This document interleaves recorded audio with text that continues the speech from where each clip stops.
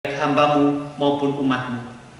Kami semua boleh tunduk hanya di bawah kebenaran sabda-Mu yang kekal. Di dalam Kristus Tuhan dan Sang Sabda yang hidup, kami berdoa. Amin. Sabda Tuhan yang hendak kita renungkan pada pagi hari ini diambil dari kitab Yesaya. Untuk itu mari kita bersama-sama bangkit berdiri. Dari kitab Yesaya pada pasal yang ke-55, ayat yang pertama sampai dengan ayat yang ke-13. Saya mengajak kita bisa mengucapkannya secara litanis. Saya akan membaca pada ayat yang pertama, silakan jemaat ayat yang kedua, dan seterusnya, demikian kita saling bersautan. Kitab Yesaya pada pasal yang ke-55. Ayo, hai semua orang yang haus, marilah dan minumlah air. Dan hai orang yang tidak mempunyai uang, marilah, terimalah gandum tanpa uang, pembeli, dan makanlah juga anggur dan susu tanpa bayaran.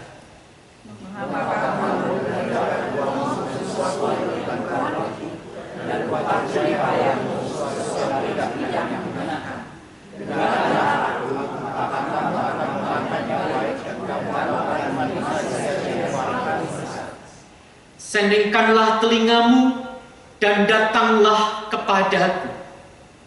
Dengarkanlah, maka kamu akan hidup. Aku hendak mengikat perjanjian abadi dengan kamu, menurut kasih setia yang teguh, yang kujanjikan kepada Daud.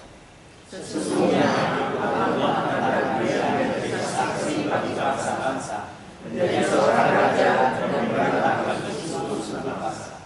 Sesungguhnya Engkau akan memanggil bangsa yang tidak kau kenal, dan bangsa yang tidak mengenal Engkau akan berlari kepadamu. Oleh karena Tuhan Allahmu dan karena Yang Maha Kudus, Allah Israel yang mengagungkan Engkau.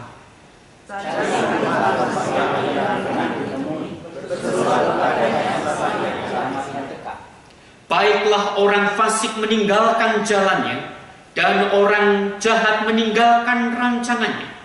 Baiklah ia kembali kepada Tuhan, maka Dia akan mengasihinya, dan kepada Allah kita, sebab Ia memberi pengampunan dengan limpahnya. Sebab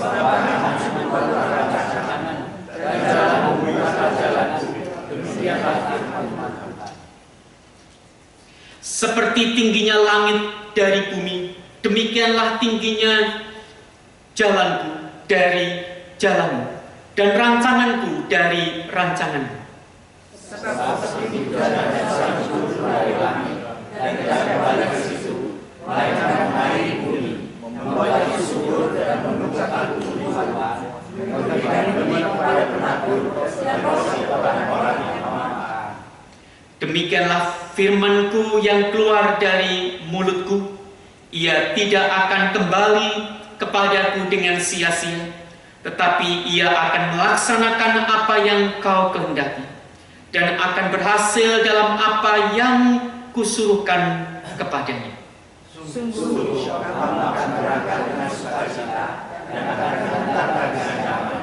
Gunung-gunung serta bukit-bukit akan bergerak dan bersorak-sorai di depanmu, dan segala pohon-pohonan padang akan bertanah.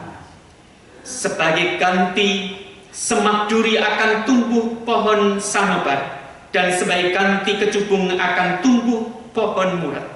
Dan itu akan terjadi sebagai kemasyuran bagi Tuhan, sebagai tanda abadi yang tidak akan lenyap. Demikianlah sabda Tuhan, dan berbahagia setiap kita yang mendengarkan sabdanya. Haleluya.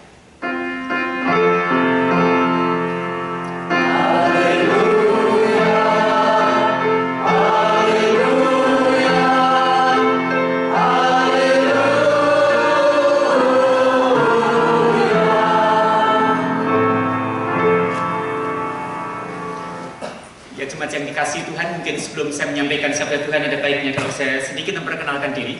karena tentunya sebagian kita belum mengenal. Jadi Bapak Ibu sekalian, saya Stefanus Christian Haryono, biasa dipanggil Stefanus.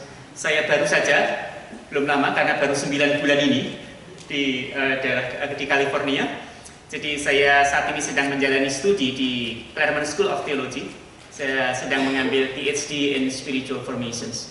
Nah, saya berasal dari Yogyakarta. Saya di sana bekerja sebagai dosen di Fakultas Teologi Universitas Kristen Duta Wacana. Dan sebelum menjadi dosen di Jogja, saya pernah menjadi pendeta jemaat selama 15 tahun, yaitu di Gereja Kristen Muria Indonesia di Pati, karena saya orang Jepara. Nah, ini untuk kedua kalinya saya ke sini. Yang pertama kali adalah pada malam Natal yang lalu. Saya adalah sepupu dari Saudara Leon, dan kami tidak pernah bertemu selama lebih dari 25 tahun. Dan baru bertemu lagi 9 bulan yang lalu begitu ya. Semasa anak-anak kami seringkali bertemu di rumah Mak Engkong begitu ya, tapi kemudian kami terpisah begitu. Dan saya senang kalau pada pagi hari ini boleh bersama-sama dengan Bapak Ibu sekalian untuk bisa kita merayakan iman melalui ibadah ini. Bapak Ibu dan saudara sekalian, tema yang diberikan kepada saya untuk kita bersama-sama bahas adalah waktu bersama Tuhan.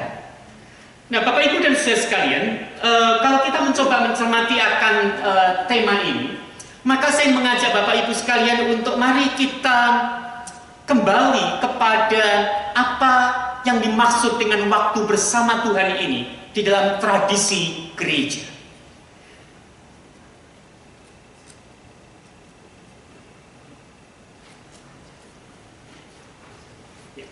Nah, Bapak Ibu sekalian, kalau kita bicara soal waktu bersama Tuhan, maka secara tradisi gereja kita menjumpai apa yang disebut dengan disiplin spiritual klasik. Secara bentuk atau secara wujud, secara formasi, ada 3 cara orang bisa membangun waktu bersama dengan Tuhan. Yang pertama yaitu apa yang disebut dengan doa. Ternyata kalau kita mengatakan sebagai orang Kristen bahwa doa adalah nafas Kristen, karena itu sebetulnya juga berpijak kepada apa yang telah dilakukan dari abad ke abad, dan juga tentunya apa yang dikatakan oleh sabda Tuhan. Tetapi juga yang kedua adalah membaca Alkitab, yang di dalam tradisi gereja disebut dengan Lectio Divina. Ini sebuah cara untuk membaca firman Tuhan dengan ada 4 tahap di dalam cara membaca firman Tuhan. Lalu kemudian yang ketiga adalah apa yang disebut dengan liturgi. Nah, dari ketiga 3 bentuk ini, maka kita bisa melihat Bapak Ibu dan saudara sekalian bahwa ternyata membangun waktu bersama Tuhan bisa dikategorikan ada 2, yaitu yang pertama bersifat personal. Setidaknya doa, membaca Alkitab atau Lectio Divina adalah bisa dikategorikan personal. Tetapi apa yang disebut dengan liturgi itu adalah membangun waktu bersama dengan Tuhan secara komunal. Sebagaimana juga yang pada pagi hari ini kita bersama-sama merayakan iman di dalam kebaktian kita. Nah, Bapak Ibu dan saudara sekalian, saya mau mencoba mengajak melihat apa yang pernah dikatakan oleh Bapak Gereja Agustinus. Gereja sampai dengan abad 21 ini sangat dipengaruhi oleh pandangan-pandangan daripada Bapak Gereja Agustinus. Agustinus mengatakan sesungguhnya keseluruhan doa sebagai salah satu cara membangun kebersamaan dengan Tuhan adalah tak lain kecuali cinta. Kalau kita mencoba merenungkan, Bapak Ibu dan saudara sekalian, apa sesungguhnya yang dikatakan dengan cinta ini? Cinta ternyata tak lain adalah sebuah ekspresi afektif. Ya. Jadi kalau dikatakan bahwa keseluruhan doa tak ada yang lain kecuali cinta, maka ketika kita berdoa, pertama-tama yang perlu kita lihat bukan sekedar caranya, bukan berapa banyaknya, tetapi Bapak Gereja Agustinus mengingatkan apakah di dalamnya ada cinta atau tidak. Doa itu bukan hanya sekedar cara. Doa juga bukan sebagai sebuah trik untuk memanipulasi Tuhan. Tetapi di dalam doa, Di sana perlu ada sebuah relasi personal.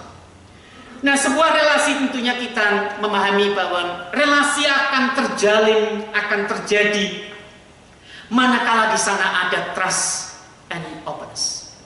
Tanpa ini maka sesungguhnya relasi itu tidak akan pernah terjadi.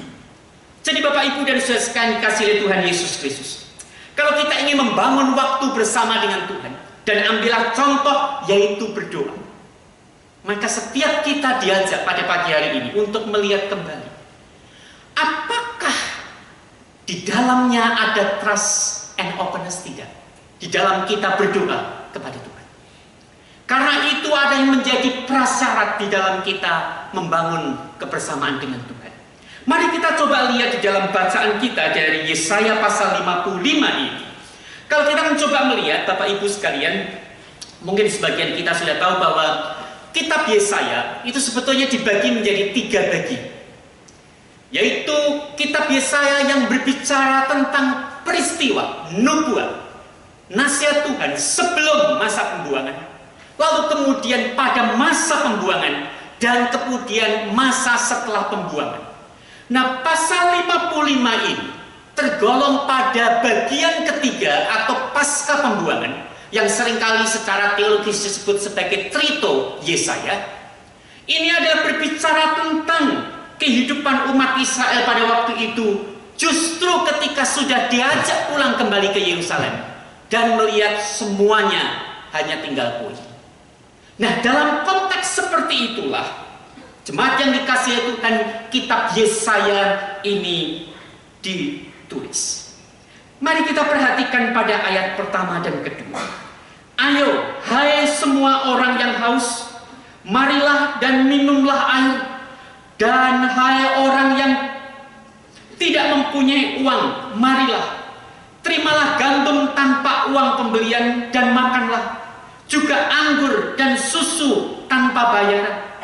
Mengapakah kamu belanjakan uang untuk sesuatu yang bukan roti, dan upah jerih payahmu untuk sesuatu yang tidak mengenyangkan?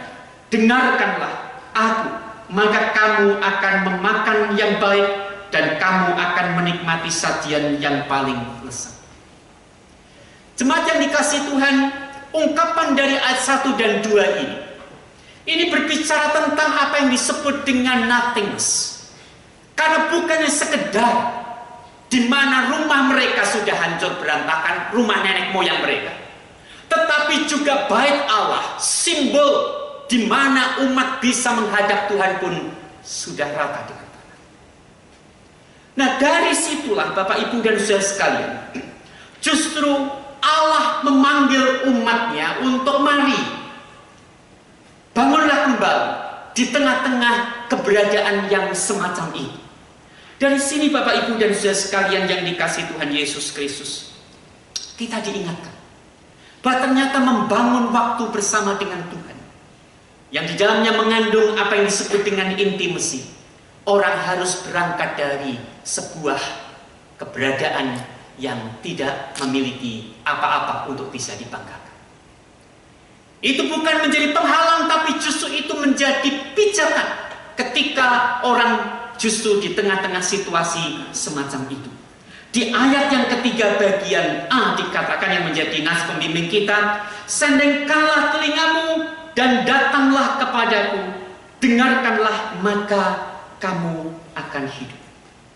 Jadi dari sini jemaat yang dikasihi Tuhan, kita bisa melihat bahwa ternyata undangan Tuhan, doa itu sendiri sesungguhnya mengajak umat untuk mendengarkan. Next.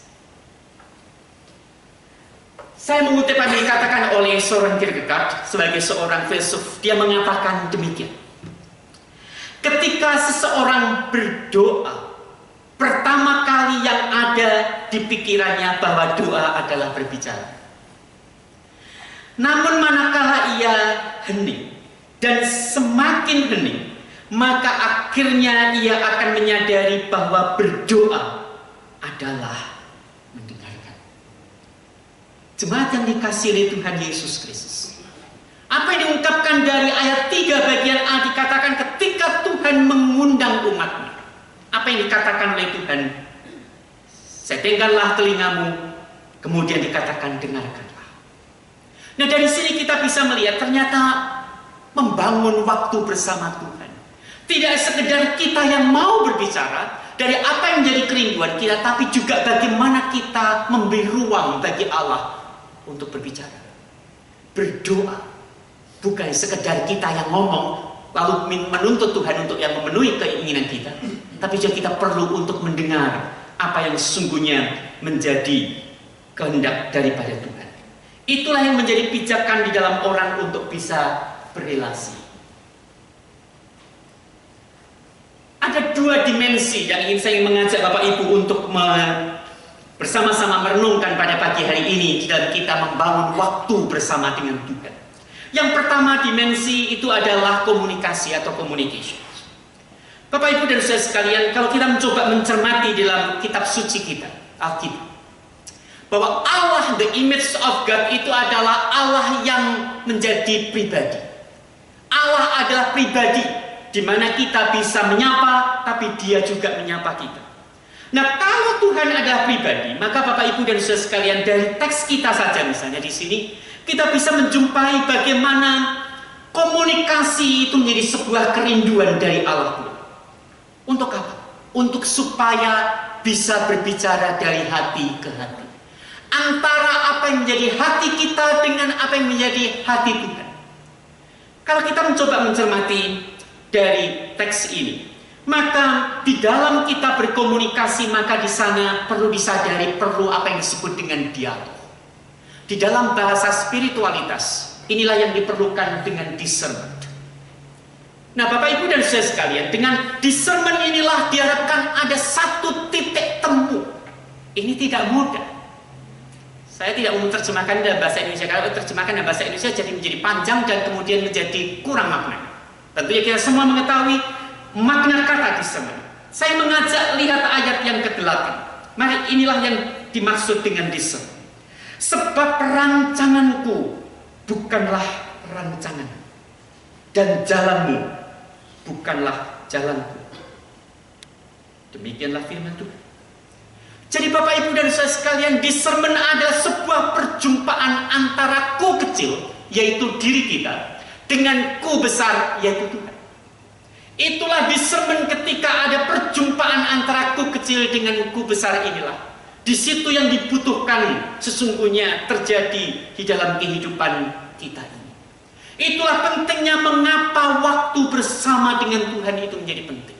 Dan discernment Bapak Ibu sekalian, itu bukan seperti kota ajaib atau lampu Aladin, tidak. Di sana ada bargaining position antara Tuhan dan juga umat. Bisa dibayangkan Bapak Ibu dan saudara sekalian, kita coba cermati dalam kitab Yesaya secara teliti. Bagaimana umat ini pun punya pergumulan, untuk apa kami harus kembali ke tanah nenek moyang kami yang sudah menjadi porak-poranda seperti ini. Nah, di sana Bapak Ibu dan saudara sekalian dikasihi Tuhan Yesus Kristus, bahwa dalam kehidupan kita ternyata dibutuhkan apa yang disebut dengan discernment ini sebagai bagian daripada pembangunan relasi kita dengan Tuhan. Lalu kemudian anggapan yang seringkali muncul dalam kehidupan kita sebagai umat Kristiani, sebagai pengikut Yesus, ya kita punya hak istimewa. Lalu seolah-olah Bapak Ibu sekalian kita mau mengalahkan Tuhan dengan mendasarkan bahwa Tuhan kau kan kasih. Ya, tetapi Bapak Ibu dan saudara sekalian, apakah memang demikian? Kalau kita cermati kitab Yesaya pada pasal yang ke-55 secara keseluruhan, maka kita menjumpai bagaimana umat berhadapan dengan sebuah realitas. Realitas bahwa ternyata hidup ini tidak selalu oke-oke saja. Pasal 55 setia mengingatkan kepada kita bahwa ingat, Tuhan tidak sekedar berperan sebagai Immanuel, tapi juga terkadang Tuhan berperan sebagai Deus absconditus. Kita sudah merayakan kedatangan Tuhan Yesus Kristus melalui peristiwa Natal. Kita juga sudah merayakan akan kematian Yesus dan kebangkitan. Itu ada dua. Di Natal kita merayakan Allah yang hadir. Allah yang menjelma menjadi manusia, Sang Immanuel. Tetapi coba lihat, di peristiwa Jumat Agung yang kita rayakan, ketika Yesus mengatakan Eloi, Eloi lama sabachthani, apa artinya?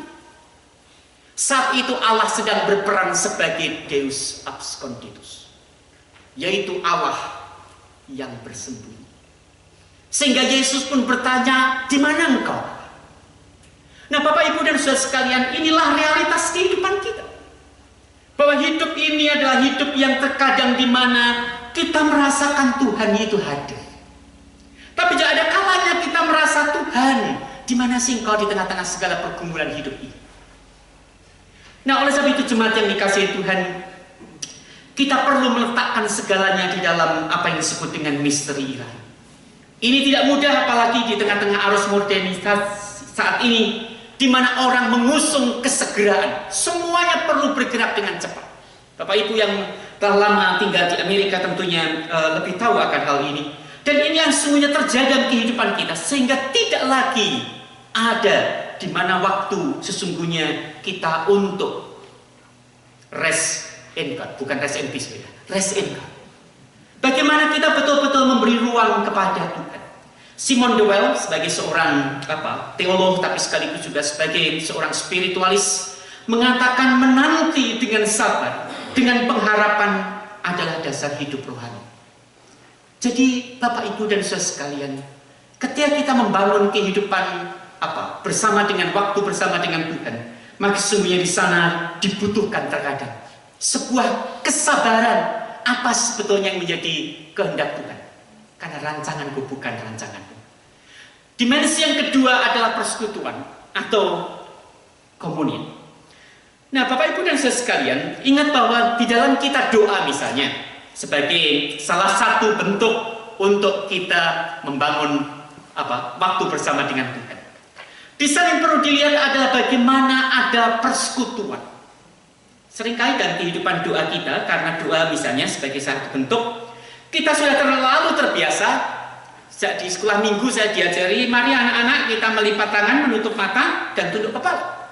Lalu kita ngomong, amin. Dengan harapan Tuhan segera menolong dan menyelesaikan. Tetapi satu hal yang kita lupa bahwa dalam kita membangun waktu bersama dengan Tuhan, di sana perlu apa yang disebut dengan persekutuan. Yaitu persekutuan diri kita dengan Tuhan. Sehingga apa yang disebut dengan direngkuh, dicintai, itu ada di dalam relasi kita dengan Tuhan, misalnya di dalam doa. Nah, persekutuan ini yang menjadi porosnya adalah relasi mistik. Bapak Ibu jangan salah mengerti, jangan dibayangkan bahwa kalau saya memakai kata mistik ini lalu kaitannya seperti kalau kita kembali ke tanah air kita di Indonesia, tak ada kaitannya dengan kembang menyan begitu ya, bukan. Tetapi mistik di sini dalam konteks spiritualitas adalah relasi intim dengan Tuhan. Itulah mistik. Nah, dengan demikian Bapak Ibu sekalian, di dalam kita membangun akan waktu bersama dengan Tuhan, maka sekali lagi, bukan dilihat dari bentuknya, bukan dilihat dari formasinya apa, tapi justru apakah di dalamnya ada intimacy tidak. Karena ini menjadi satu hal yang penting. Kenapa? Karena ada kalanya dalam kesiarahan hidup kita, kita harus melalui the dark night of the soul. Di mana situasi seringkali kita punya pergumulan dan semua terasa gelap, sebagaimana yang pernah dialami oleh Yesus Kristus. Nah, untuk itu Bapak Ibu dan Saudara sekalian, kita bisa melihat apa yang dikatakan oleh Thomas Merton sebagai seorang teolog, dia seorang spiritualis. Tulisannya banyak diterjemahkan ke dalam berbagai bahasa, termasuk di Indonesia beberapa bukunya. Dia mengatakan bahwa kesatuan orang-orang Kristiani dengan Kristus ada satu kesatuan mistis, di mana Kristus sendiri menjadi sumber dan prinsip hidup ilahi dalam diriku. Kristus sendiri bernafas dalam diriku secara ilahi dengan memberikan rohnya kepadaku. Di sini kita bisa melihat kekuatan dari sebuah waktu ketika kita menyediakan waktu bersama dengan Tuhan. Karena pada hakikatnya ada relasi yang Tuhan bangun dengan kita, adalah relasi mistis, yaitu relasi intimasi. Sebagai tokoh yang lain, teolog yang lain yang saya ngajak lihat adalah Brother Roger dari TC. Bapak Ibu sekalian, mungkin sebagian kita cukup mengenal mungkin komunitas TC. Komunitas TC adalah sebuah komunitas para bruder-bruder oikumene. Kenapa dikatakan bruder oikumene yang ada di Prancis? Karena para brudernya ini bukan Katolik, ini bukan komunitas Katolik, tapi ini komunitas oikumene. Bahkan ada beberapa dari Indonesia yang menjadi bruder di sana. Dan kami dari Fakultas Teologi Duta Wacana memiliki relasi tersendiri dengan komunitas ini. Dan Bruder Roger adalah seorang Protestan, dia anak pendeta dan dia juga pendeta, dia teolog, dia pendiri, dia sudah meninggal beberapa tahun yang lalu. Dia mengatakan bahwa doa yang tulus akan menyembuhkan luka-luka batin yang tersembunyi. Dan rahasia penderitaan manusia diubah. Roh Allah yang hidup bertiup ke arah apa yang miskin, papa, dan rapuh. Dalam luka-luka kita, dia memancarkan air hidup. Melalui dia, lembah air mata menjadi tempat bagi sumber air hidup. Bapak, Ibu, dan saudara sekalian dikasihi Tuhan Yesus Kristus, kembali kita diingatkan bahwa betapa membangun waktu bersama dengan Tuhan di dalam doa misalnya memiliki satu kekuatan yang luar biasa. Bahkan mungkin orang yang paling dekat dengan kita pun tidak bisa memahami kita. Tetapi Brother Roger mengingatkan bahwa di sana sungguhnya ada satu sumber air hidup yang terbangun. Nah, Bapak, Ibu, dan saudara sekalian, waktu bersama dengan Tuhan tak lain adalah keheningan yang mendalam. Jadi kalau kita bersama-sama ingin membangun waktu kita bersama dengan Tuhan, maka kita perlu ingat bahwa di sana perlu ada sebuah keheningan yang mendalam. Ada sebuah kejujuran. Tadi dalam ibadah kita bersama-sama sudah mengaku dosa kita. Semoga itu bukan sekedar karena urut-urutan liturgi, tetapi benar-benar kita mau jujur di hadapan Tuhan. Sebagaimana di ayat yang ke-6 dikatakan, carilah Tuhan selama ia berkenan ditemui, berseruah kepadanya selama ia dekat. Itu artinya Bapak, Ibu, dan saudara sekalian, kalau kita punya kerinduan untuk membangun waktu bersama dengan Tuhan, kita harus ingat pertama-tama, sesungguhnya tangan Tuhan sudah terlebih dahulu terbuka untuk setiap kita, di mana kita bisa datang kepadanya.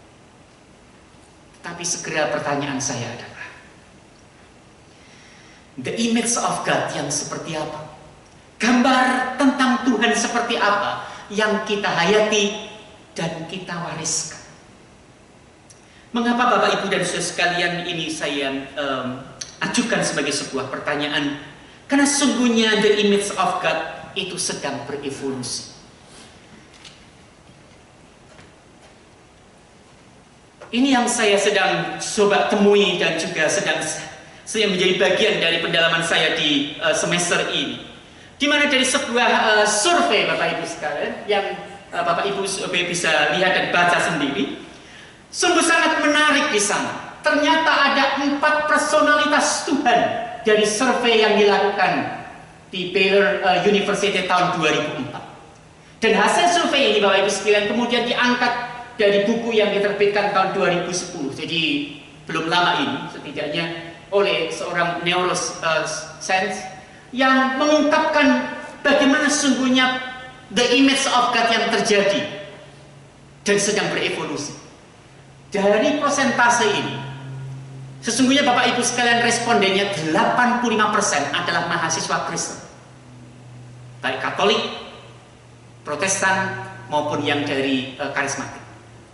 Dan yang 15% Bapak, Ibu sekalian, maka di sana ada ateis, jelas karena di situ ada 5%, tapi yang 10% di sana ada Islam, ada Hindu, ada Buddha, tapi juga ada Yahudi. Dan Bapak, Ibu sekalian yang dikasihi Tuhan Yesus Kristus, kalau kita mencoba melihat dari hasil survei ini, maka Newberg dan Waldman sebagai penulis daripada buku yang mengangkat akan hasil survei ini, Dia melihat bahwa ternyata the image of God sedang berevolusi kuat di Amerika ini. Dan saya rasa tidak hanya di Amerika, tapi juga di berbagai belahan bumi. Dan ternyata ini dipengaruhi setidaknya oleh generasi Y yang kemudian diberi pemaknaan tersendiri, di mana selalu melihat Tuhan di dalam pemahaman yang negatif. Itu nampak dari persentase-persentase yang ada, di mana Tuhan itu adalah pribadi yang otoriter 32%. Yang suka mengkritik Tuhan itu Tuhan yang pribadi yang suka mengkritik 16%. Dan Tuhan yang berjarak, yang justru membangun distance ini yang 24%. Nah, Bapak Ibu dan saudara sekalian yang dikasihi oleh Tuhan Yesus Kristus, maka ketika kita bersama-sama pada pagi hari ini sedang menggumuli akan satu tema tentang bagaimana kita bersama-sama membangun waktu bersama dengan Tuhan, dan apa yang kita wariskan kepada anak-anak kita, ini patut menjadi permenungan bagi setiap kita, sehingga pemahaman the image of God yang kita miliki itu akan berpengaruh apakah membangun waktu bersama dengan Tuhan itu diperlukan atau tidak. Dan itu satu tantangan tersendiri. Akhirnya Bapak Ibu dan saudara sekalian, saya ingin menutup renungan ini dengan mengutip apa yang dikatakan oleh Karl Rahner, sebagai seorang teolog besar yang pernah mengatakan, the Christians of the future will be a mystic, or he or she will not exist at all.